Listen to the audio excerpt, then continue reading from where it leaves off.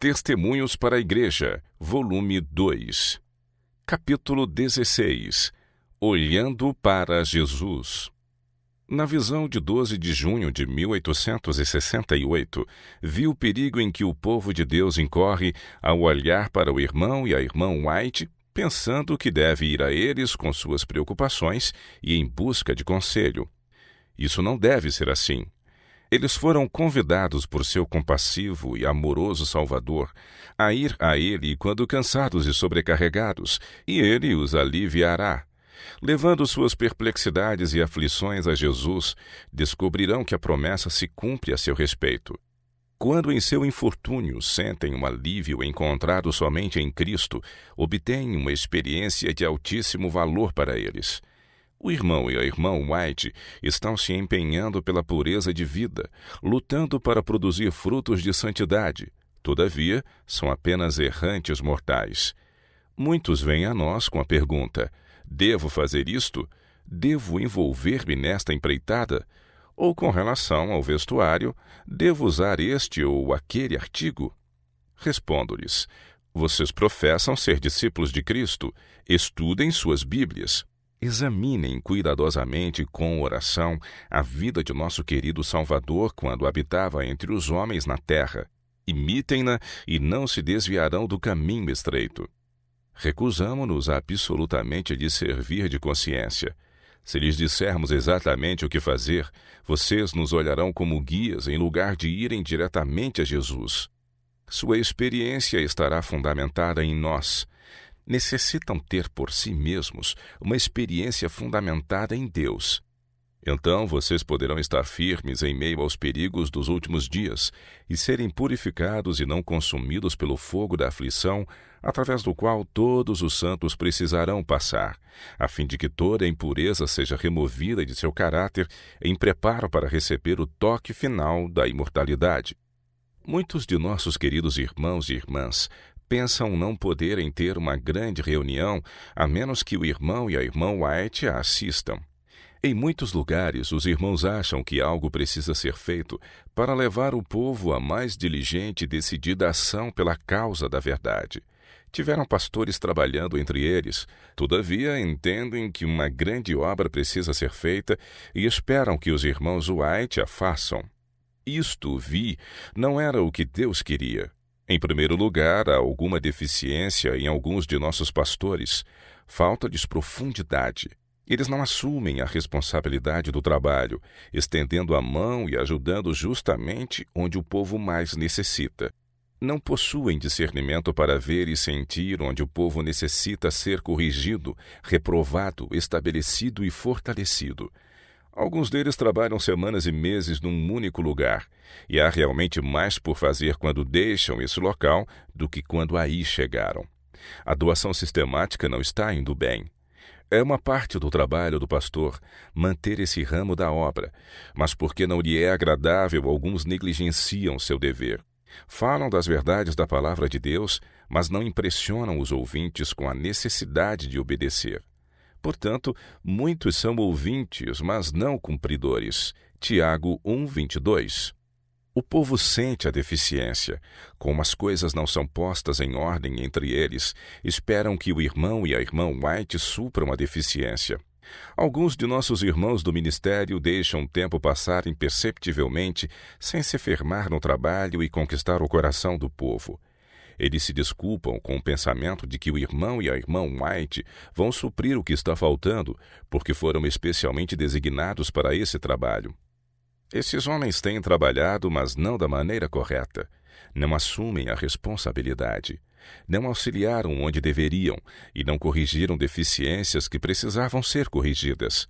Não se dedicaram de todo o coração, espírito e forças às necessidades do povo. O tempo passou e nada fizeram. A carga de suas falhas caiu sobre nós. Eles estimulam o povo a esperar por nós, expondo-lhe a ideia de que nada poderá realizar a obra senão nosso testemunho especial. Deus não se agrada disso.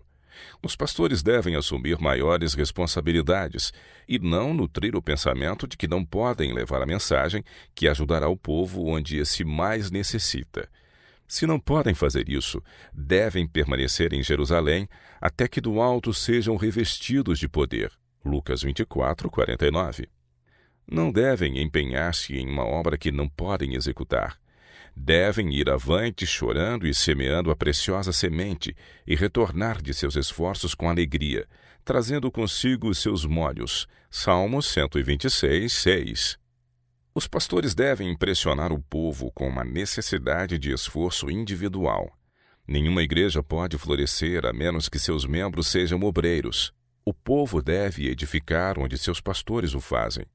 Vi que nada de duradouro pode ser realizado pelas igrejas em vários lugares, a menos que despertem para sentir que sobre elas pesa uma responsabilidade. Cada membro da corporação deve sentir que a salvação do próprio ser depende de seu esforço individual. Não se podem salvar pessoas sem diligência. O pastor não pode salvar o povo. Ele pode ser um veículo pelo qual Deus comunique luz a seu povo, mas depois de a luz haver sido transmitida, fica com as pessoas o apoderar-se da mesma e, por sua vez, fazê-la brilhar para outros. Devem sentir que uma responsabilidade individual repousa sobre elas, não apenas de salvar a si mesmas, mas de envolver-se verdadeiramente na salvação daqueles que estão em trevas. Em lugar de recorrerem ao irmão e irmã White para ajudá-las a sair da escuridão, precisam ajudar a si mesmas. Caso começassem a procurar com afinco os que estão piores do que elas e tentassem ajudá-los, cooperariam consigo mesmas para encontrar a luz mais depressa do que de qualquer outra maneira. Se o povo depender do irmão e da irmã White e confiar neles, Deus os humilhará em seu meio e os retirará dali. Vocês precisam olhar para Deus e nele confiar. Apoiem-se nele, e ele não os abandonará. Não os deixará perecer.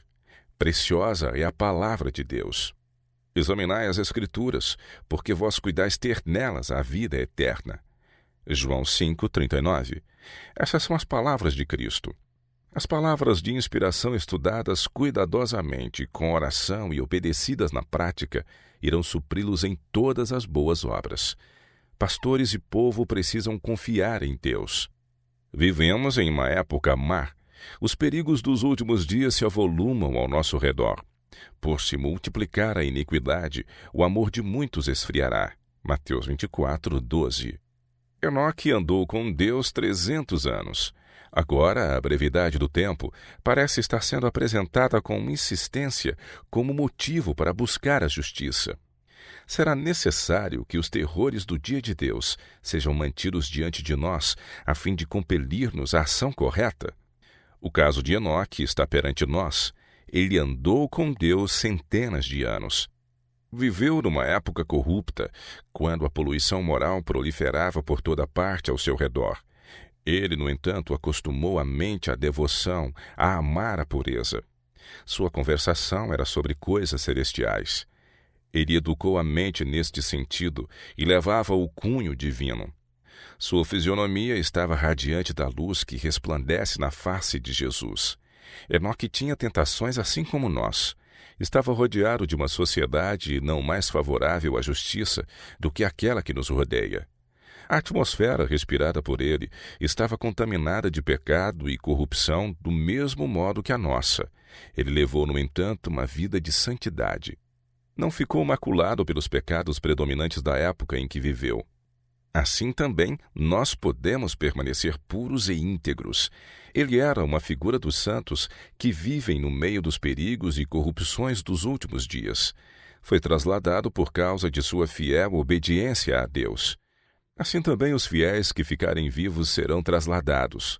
Serão removidos de um mundo pecaminoso e corrupto para as puras alegrias do céu. O rumo do povo de Deus deve ser para o alto e para a frente, para a vitória. Alguém maior que Josué está dirigindo os exércitos de Israel.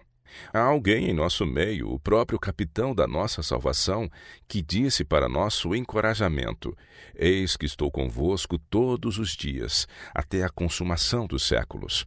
Mateus 28, 20. Tende bom ânimo, eu venci o mundo. João 16, 33. Ele nos levará à vitória certa. O que Deus promete é capaz de executar a qualquer tempo. e a obra que ele confia ao seu povo é capaz de, por meio deles, realizar. Se vivermos uma vida de perfeita obediência, suas promessas a nós serão cumpridas. Deus requer que seu povo brilhe como luzes no mundo. Não é somente dos pastores que se exige isso, mas de todo discípulo de Cristo. Sua conversação deve ser celestial, e ao passo que desfrutam comunhão com Deus, desejarão comunicar-se com seus semelhantes, a fim de exprimir por palavras e atos o amor de Deus que lhes anima o coração. Por essa maneira serão luzes no mundo, e a luz transmitida por meio deles não se extinguirá, nem lhes será tirada. Essa luz se tornará em escuridão para aqueles que não caminham segundo ela, mas brilhará com crescente esplendor sobre a vida daqueles que lhe obedecem e nela andam.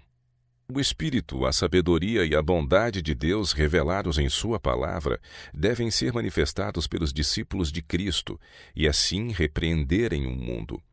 Deus requer de seu povo segundo a graça e a verdade a eles concedidas. Todos os seus justos reclamos precisam ser plenamente atendidos. Seres responsáveis devem andar na luz que incide sobre eles. Se falharem, sua luz se tornará em trevas tão grandes, na mesma proporção da luz que lhes fora dada tão copiosamente. Luz acumulada tem brilhado sobre o povo de Deus, mas muitos negligenciam seguir a luz e, por essa razão, estão em estado de grande fraqueza espiritual. Não é por falta de conhecimento que o povo de Deus está agora perecendo. Não serão condenados por desconhecerem o caminho e a verdade e a vida. João 14, 6. A verdade que lhes alcançou o entendimento, a luz que lhes brilhou na mente, mas que foi negligenciada ou recusada, há de condená-los. Os que nunca tiveram a luz que pudessem rejeitar, não estarão sob condenação. Que mais poderia ter sido feito pela vinha do Senhor que não lhe fora feito? Isaías 5, 4. A luz, preciosa luz, brilha sobre o povo de Deus, mas não os salvará, a menos que consintam em ser por ela salvos, vivendo plenamente à sua altura e transmitindo-a a outros que se acham em trevas. Deus convoca seu povo à ação. É necessária uma obra individual de confissão, abandono de pecados e de retorno ao Senhor. Ninguém pode fazer esse trabalho por outra pessoa. O conhecimento religioso tem se acumulado, e esse fato tem aumentado as obrigações correspondentes. Grande luz tem incidido sobre a igreja, e por isso as pessoas são condenadas por recusar-se a andar na luz. Se fossem cegas, não teriam pecado, mas têm visto a luz e ouvido muito da verdade. Todavia não se tornaram sábias nem santas. Muitos, apesar dos anos, não avançaram no conhecimento e na verdadeira santidade. São anões espirituais. Em lugar de progredirem até a perfeição, voltam-se para as trevas e escravidão do Egito. Sua mente não é exercitada na piedade e verdadeira santidade. Despertará o Israel de Deus. Buscarão todos os que professam piedade, descartar-se de cada erro, confessar a Deus cada pecado secreto e afligir o coração diante dele. Examinarão com grande humildade os motivos de cada ação, sabendo que os olhos de Deus tudo veem, que esquadrinham cada coisa oculta. Que essa obra seja completa, uma inteira consagração a Deus. Ele requer submissão integral de tudo o que temos e somos. Pastores e povo necessitam nova conversão, uma transformação de mente, sem o que não seremos um cheiro de vida para a vida, mas de morte para a morte. 2 Coríntios 2,16. Grandes privilégios pertencem ao povo de Deus. Grande luz lhes tem sido dada, para que possam atender a seu alto chamado em Cristo Jesus, ainda que não sejam o que Deus gostaria que fossem e deseja que se tornem.